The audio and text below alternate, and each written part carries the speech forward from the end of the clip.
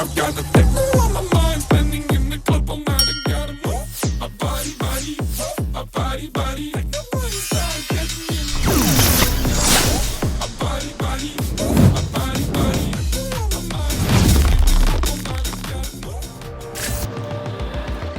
Samsung Galaxy S21 Fan Edition Snapdragon variant அதுவும் 2023ல unbox பண்ணிட்டு பேசுவோம். அதே மாதிரி தான் பாக்ஸ் இருக்கு. Sim ejector, white colour charging cable, அப்புறம் phone. ஈசிபிசி unboxing.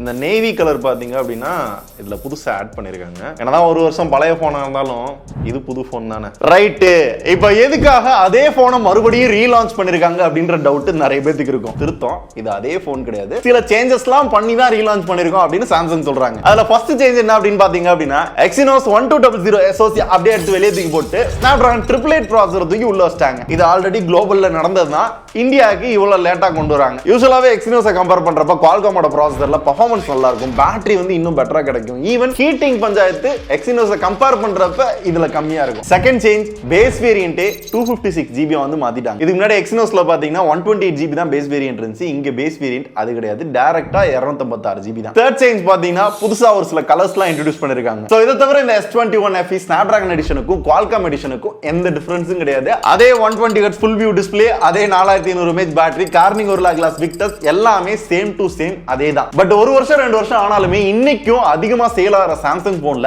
S20 Fan Edition இருக்கு, S21 Fan Edition இருக்கு. மக்கள் அதிகமா வாங்குறதுக்கான மெயின் ரீசன் பாத்தீங்கன்னா முதல்ல பிரைஸ். காரணம், முதல்ல இந்த ஃபெஸ்டிவல் டைம்ல ஆஃபர் சேல்ல கொடுக்குறப்ப பாத்தீங்கன்னா மிச்ச போனை வாங்குறதுக்கு பேசாம இதே வாங்கிடலாம், ஒர்த்தா படுதுப்பா, ஹார்ட்வேர்லாம் நல்லா கொடுத்துருக்கான் அப்படின்ற ஃபீல் ஆகும். ரெண்டாவது ஃபீச்சர்ஸ். இப்போ கேமரா எடுத்துக்கிட்டீங்க அப்படின்னா 2 12 மெகா பிக்சல், ஒரு 8 மெகா பிக்சல் டெலஃபோட்டோ கொடுத்துருப்பாங்க. OIS சப்போர்ட் இருக்கும், 4K video support, portrait video support, most of the எல்லா கேமரா ஃபீச்சர்ஸ் கிட்டத்தட்ட ஒரு ப்ரோ கிரேட்ல இருக்கிற மாதிரி ஒரு கேமரா கிடைக்கும். வேற இந்த விலைக்குள்ள பாத்தீங்க அப்படின்னா ஒரு சில போன்ல தான் IP ரேட்டிங் இருக்கும், பட் இதுல IP68 கொடுத்திருப்பாங்க. பயப்படாம தண்ணியில் நினைக்கலாம். ஈவன் தண்ணிக்குள்ள போட்டா கூட பெருசா ஒண்ணும் ஆகிறது இல்ல.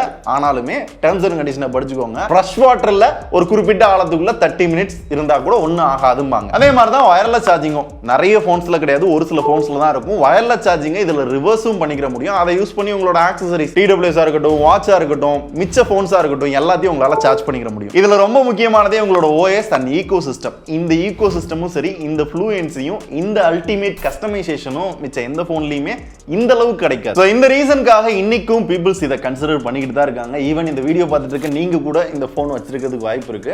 பட் இப்ப இந்த Qualcomm எடிஷனை பாத்தீங்க அப்படின்னா சாம்சங் கிட்டத்தட்ட 50,000 ரூபாய்க்கு லான்ச் பண்ணிருக்காங்க. கார்டு ஆஃபர்லாம் பார்க்க ஒரு 45,000 ரூபாய் கிட்ட வரும்ன்றாங்க. சோ ஒரு 45,000 50,000க்கு சாம்சங் அவங்களோட ஃபேன்ஸ்க்காக பாத்தீங்க அப்படின்னா இந்த போன் எடுத்துட்டு வந்திருக்காங்க. இந்த விலைக்கு ஏகப்பட்ட காம்படிஷன்ல நிறைய போன் இருக்கு. ஆனா சாம்சங் ஃபேன்ஸ் நீங்க சொல்லுங்க, 50,000 ரூபாய்க்கு இந்த போன் எந்த அளவுக்கு வர்த்துன்னு நீங்க நினைக்கிறீங்க? பாட்டிலே சிக்னலா என் பாசஞ்சரை நான் தான்டா காப்பாத்தணும், வேற யாரு காப்பாத்துவா?